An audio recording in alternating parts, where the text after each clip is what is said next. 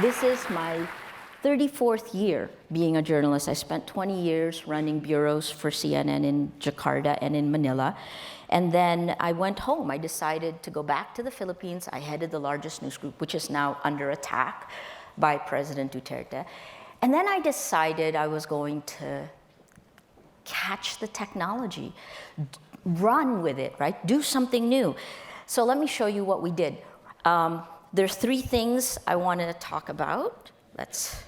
Yay. All right, so the first is, let's just state the problem. And the problem is very simple. We're at an existential moment for journalism. And when journalists are under attack, democracy is under attack. In my case, I will show you how our democracy crumbled within 6 months. Our institutions crumbled and how we came under attack. 11 cases and investigations in a little over a year. That's what I faced. And in order to be here in front of you today, I had to post bail 8 times. I paid more in bonds and bail than Imelda Marcos, who's been convicted in 4 different countries, right?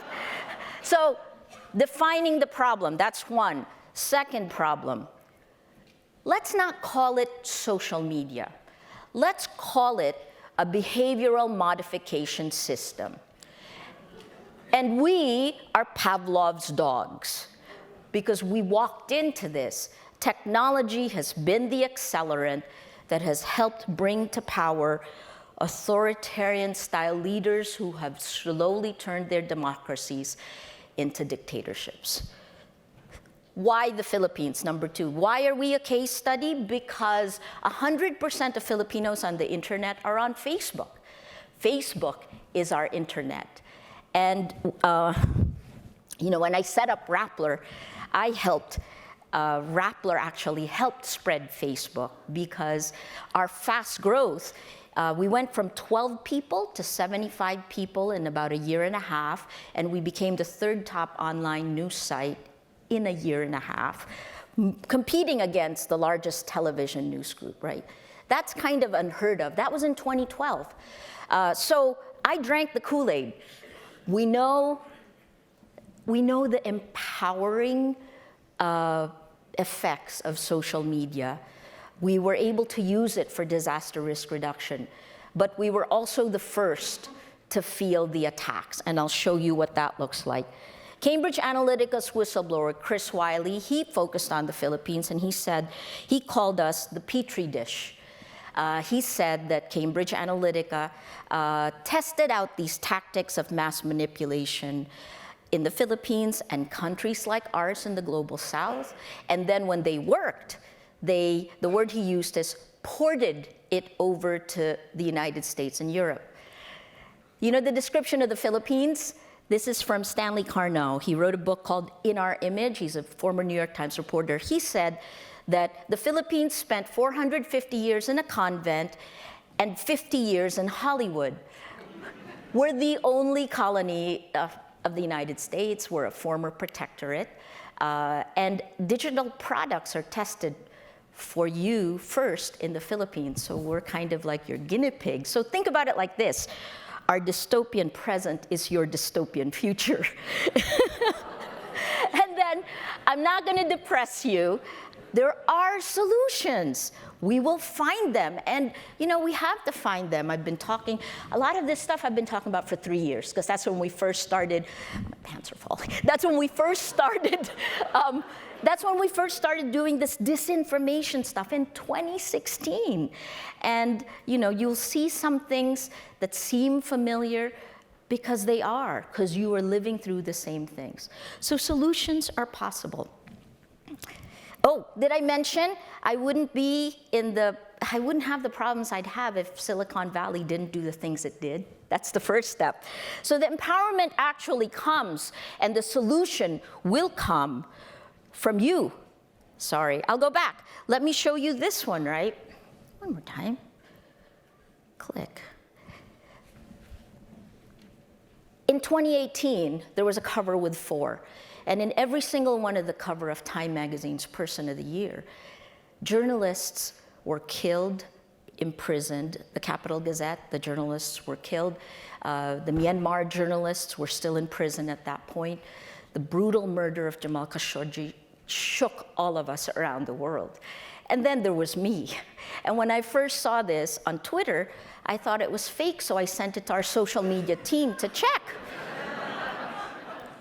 And then when it was real, CNN called me like a second later.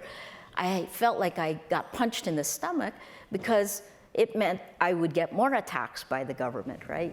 So it was either, I couldn't figure out whether it was good or not. But I think in the end, it helped put a shield.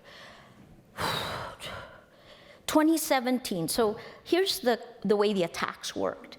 The astroturfing on social media, exponential attacks, attack happened exactly a year before the same lies came top down from President Duterte himself. So 2016, social media, the weaponization of social media. Then 2017, in his State of the Nation address, President Duterte said that we were American-owned. We're not. A week later, I got my first subpoena. And then in 2018, 11 cases and investigations. In 2019, a year ago today, I was arrested for the first time. 5 weeks later, I was arrested again, and then I go on. I'm out on bail on eight different charges. 2020 is the year to fight back. And this begins here in the United States. So guys, please do something with your elections. It starts with you, because it all goes downhill, right? So here's the thing. There we go. So this is the way I define the problem 3 years ago. It's on this side.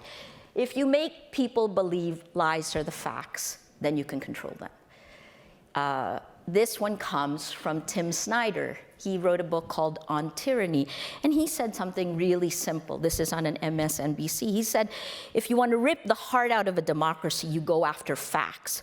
That's what modern authoritarians do. Step 1, you lie all the time. Step 2, you say it's your opponents and the journalists who lie. Step 3, everyone looks around and says, what's the truth? There is no truth. Then resistance is over. It's impossible, right? It's impossible and the game is over. The question I ask Rappler all the time is, what does civic engagement look like in the age of social media when we have alternative realities? But the reality is, there aren't alternative realities. There are facts. There's one person standing on stage waving her hands, right? That's a fact. It's not debatable unless I pound it 1,000,000 times. I have bots, I pay people, and I say there are 100 people on stage. And someone will believe it. Most will believe it because it will spread faster on social media. The biggest problem is this: a lie told 1,000,000 times becomes a fact. Without the facts, you can't have truth. Without truth, you can't have trust. If you have no facts, no truth, no trust, you have no democracy. This is what we need to fight for. Here's what it looked like in the Philippines. And this was from 2017. This is a study that we had done with Jigsaw. Patriotic Trolling, that's what we called it. State-sponsored online hate and harassment campaigns to silence and intimidate. There are two ways they attack you. They pound you to silence, and then they incite other people to attack, incite hate. And this happens exponentially. When we did our first propaganda war series in 2016, I got an average of 90 hate messages per hour. It's a new weapon, and women in the Philippines are targeted at least 10 times more than men. And the attacks, as you can see, are here. Instead of censoring, you just flood the market with lies because people can't tell the difference. The First Amendment, the freedom of speech, guys, it doesn't work when you have no rules of the marketplace. So here are the steps in the Philippines, the three, and They worked for me, they worked for a senator, Laila de Lima, who is spending this month her 3rd year in prison without a proper trial. She was the former head of the Commission on Human Rights, Justice Secretary, and a senator who President Duterte decided to make an example of. First, you attack the credibility. You allege corruption, you repeat it 1,000,000 times. I took care of my reputation for 30 some odd years. That's all a journalist has. Imagine, how do I fight back against somebody saying she's a criminal? She's corrupt, corrupt, corrupt, corrupt, corrupt. 2, use sexual violence, and I'll show you an example of these. You inflame the biases, fuel misogyny. You degrade that person as a sexual object. And we saw this with Laila de Lima, much like with Rana Ayub in India, with her sexualized gender violence video that was doctored. It was one of our congressmen threatened to show it in Congress. And then 3, they trended, a few weeks before she was arrested, they trended hashtag arrest Laila de Lima. When it trended, well, a few weeks later she was arrested. That was 3 years ago. With me, in May 2017, they tried to trend hashtag arrest Maria Ressa. It didn't trend, which is probably why it took another 2 years before they actually arrested me. So this is what it looks like. Let me show you what hashtag arrest Maria Ressa looks like. And again, this is something I've been living with for 3 years. Here we go. So it starts here on Facebook. Remember, Facebook really is our internet. We published the transcript of the conversation between Duterte and Trump. And this blogger, this person, not a fake account, publishes this. He posts this on Facebook. Rappler just made the Philippines a legitimate target of North Korean missiles. I mean, I laugh, but people believe it. And then from there, it jumps to a Twitter account, a campaign machinery that then was weaponized, right? And on the Twitter account, it says, ipatawag na yan sa Senado, hashtag arrest Maria Ressa, call her to the Senate. I was called to the Senate 2 years later. They didn't quite trend it. Maybe that's why it's like fertilizer on the ground, right? Then from there, now we walk into the real people. I can smell an arrest and possible closure of Rappler.com.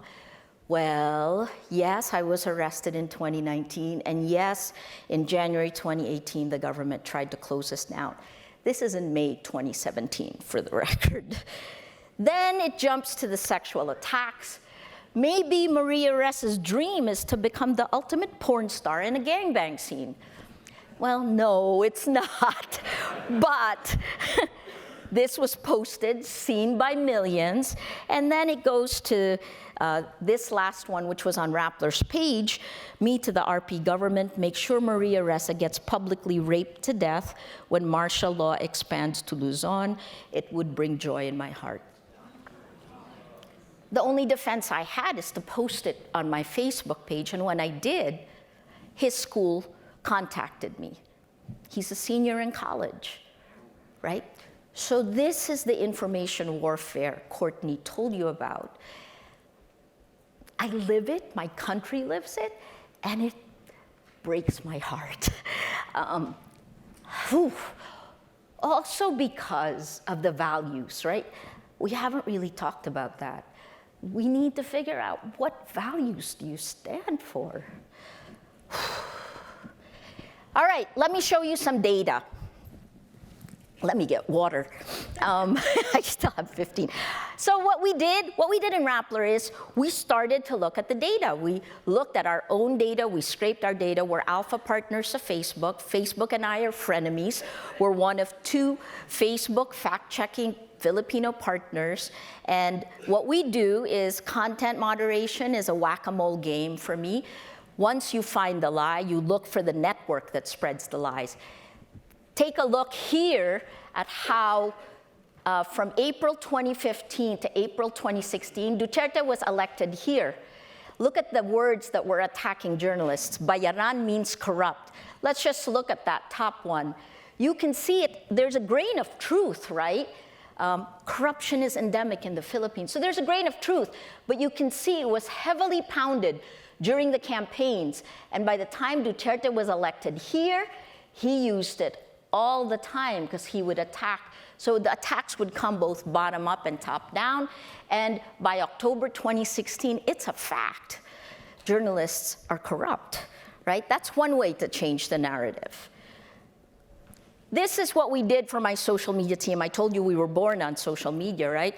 So what we did is we took all of the networks of disinformation, and for my social media team, who's a very young team, and did I mention Rapplers? About 100 people, were 63% women, and the median age is 23 years old. We're young. I'm old, but my team is young. Oh, 23 years old is the median age in the Philippines. So what's this? These are the URLs of the websites that share, that have lies on them, fake news in quotes. These are the Facebook pages that actually spread these URLs. And then I look here at the average reposting time, right? Anytime it's reposted more than 10 times, it turns red. I want to show you what happened after we posted the story in October 2016 that showed the Duterte propaganda machine. It turned red. And we looked at Sally Mata. It's a Facebook page that attacked all of the news groups in the Philippines. And you can see here, it's a cut and paste account. And they used Duterte and Marcos campaign pages to cascade.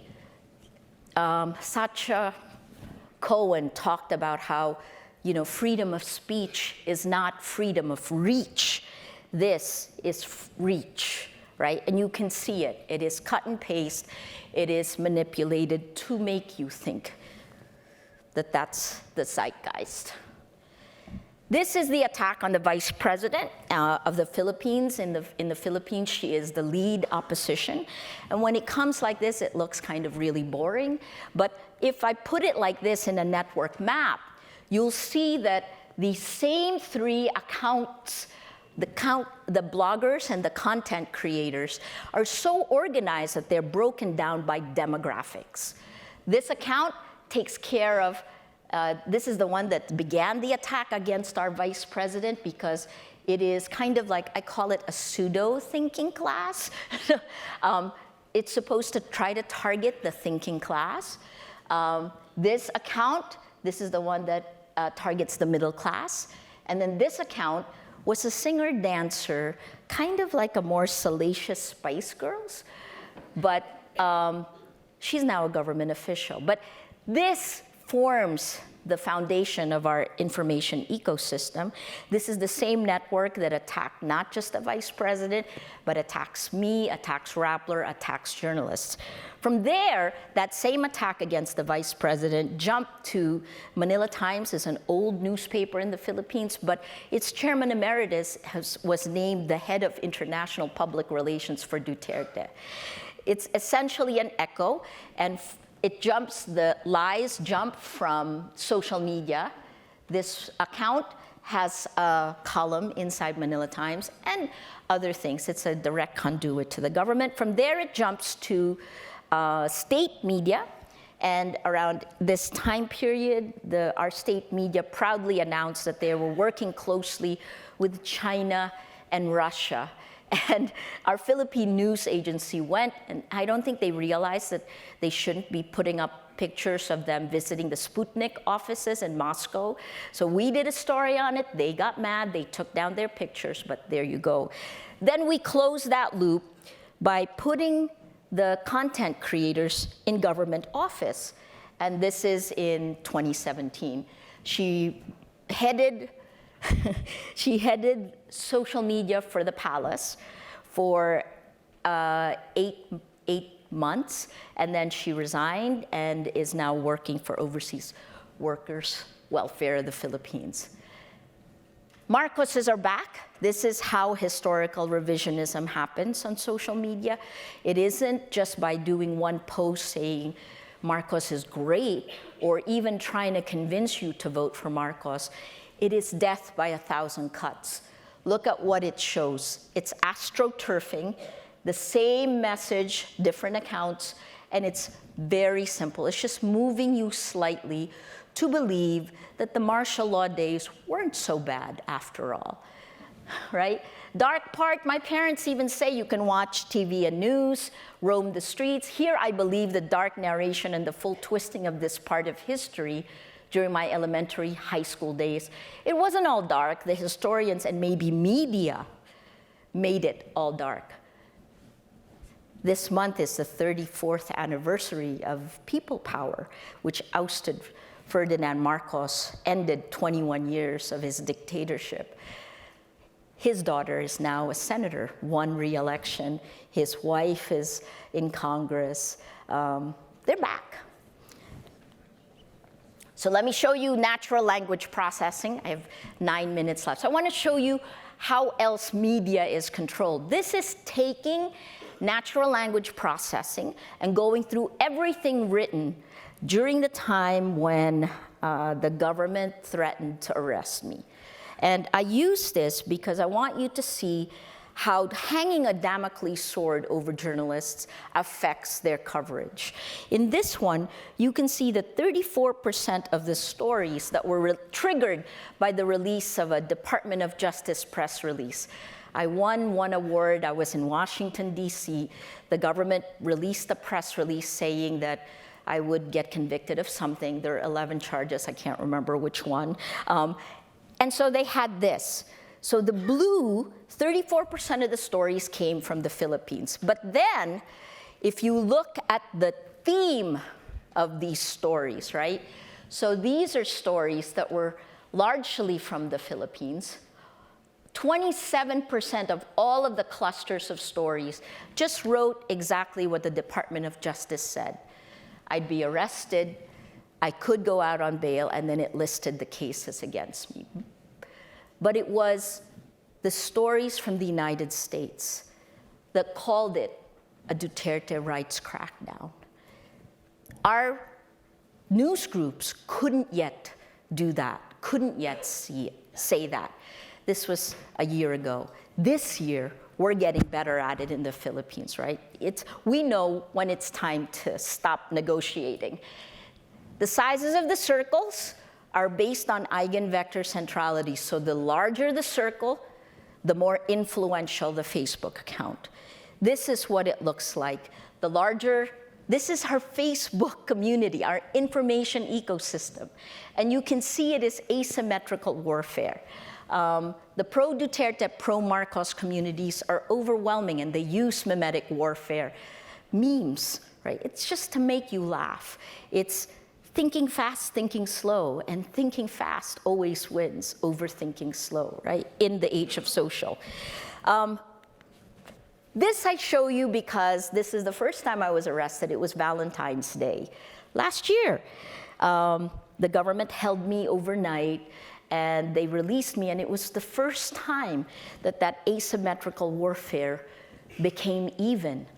But what was interesting is this, and the same thing has happened in the US. The people who wanted to challenge Duterte would share news from traditional news groups, from credible news groups. But the pro-Duterte, pro-Marcos accounts refused to share traditional news groups. So you can see the coordinated action here. And what they were doing is actually looking for something like an Alex Jones. They were looking to create one. If Mocha had been better at it, maybe she would have been that account. But so far, they were looking for something. Despite that, again, when you pound something a million times, you just create it. So this is one of those times when the asymmetrical warfare became even. And then the other time, the only other time we ever won on social media was when U2 came to Manila and Bono dedicated Ultraviolet to women, Filipino women, and he mentioned me, and we had something similar to this. I don't know what that means yet, but I need to show you that it is possible for news groups to survive and do well. Rappler is 8 years old this year. And look, I was always meaning to break even in our 5th year. So here's 2012. This one, please don't tweet, but someone asked the question last night. Yes, it is possible to do well and to find a new business model away from advertising. So our goal here was always to break even in 2016. Our first month of positive net income was April 2016, 1 month before Duterte took office. The attacks began a month after he took office. So you can see the impact of the attacks on Rappler.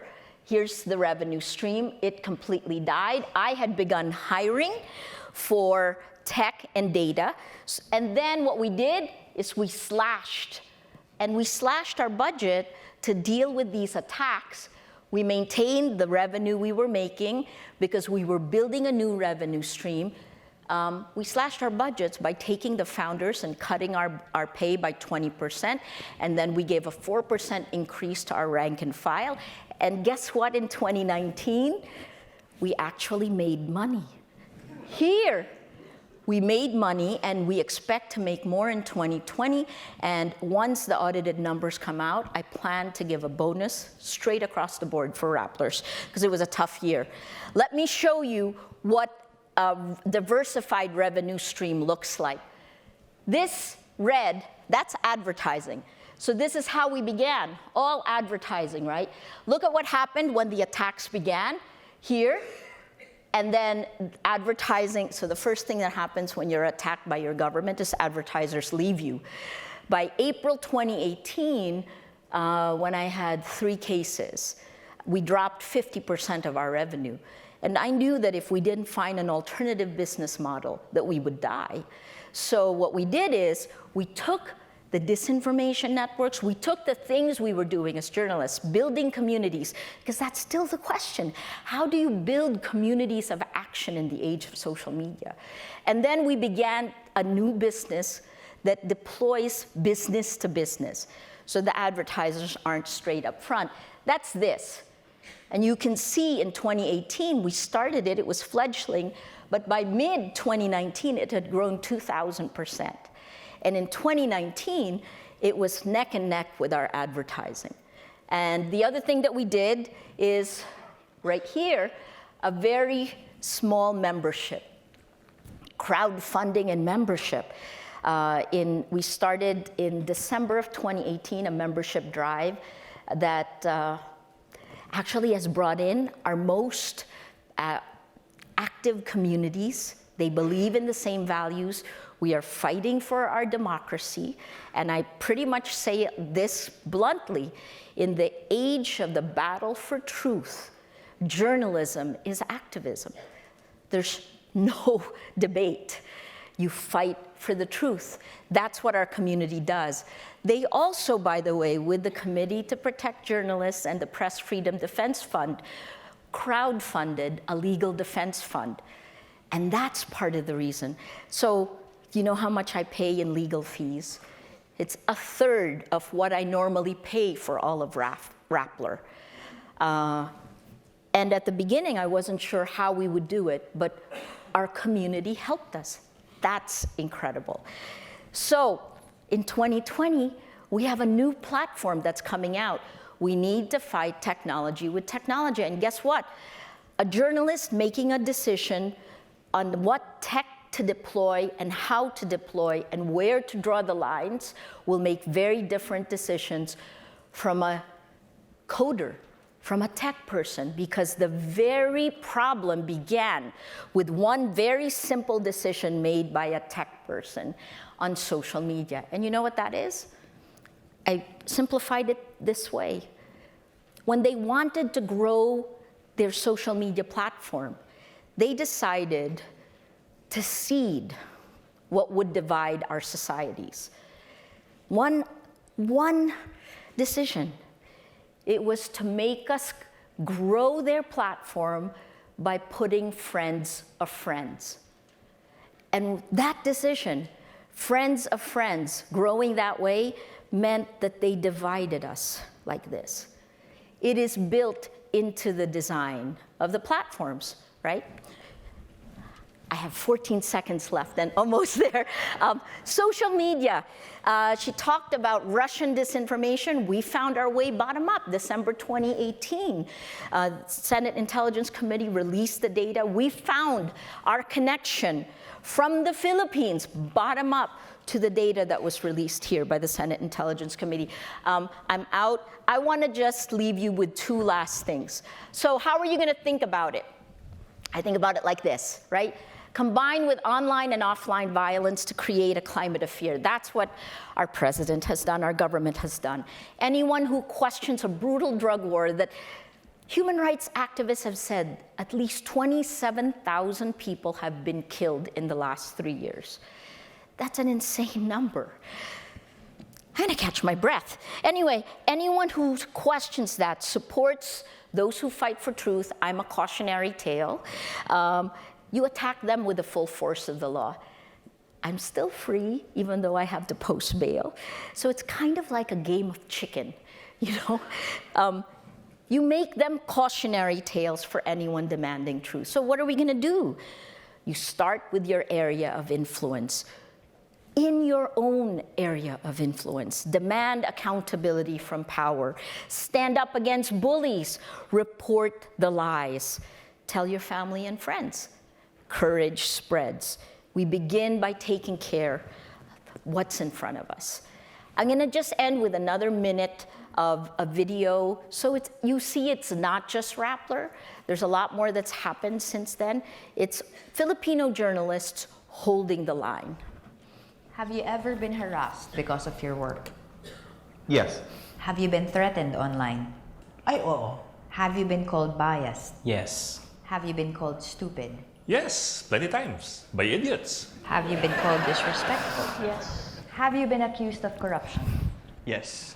Have you been called ugly as a response to any story? Yes. Have you been called fake news? Oh yeah, they always say I'm fake news. Anything that's critical is fake, right? Have you been accused of being an imperialist spy? Yes. Have you been accused of being a communist operative? Yes. Have you been accused of working for the CIA? Yes. Have you been sexually harassed as a journalist? Yes. Has your family been threatened, harassed, or alluded to? Yes, it has. Specifically my daughter. When she died, there were a lot of people who made fun of that. Have you been threatened with rape? Yes. Yes. No, not me, but my family. Have you been threatened with violence? Yes. Have you been threatened with death? Yes. Have you been told how you're going to be killed? Yes. Has the violence been described to you? Yeah, blow my head off or bury me alive. What will stop you from reporting? Nothing. Nothing. Nothing. Death. Did you have to kill me?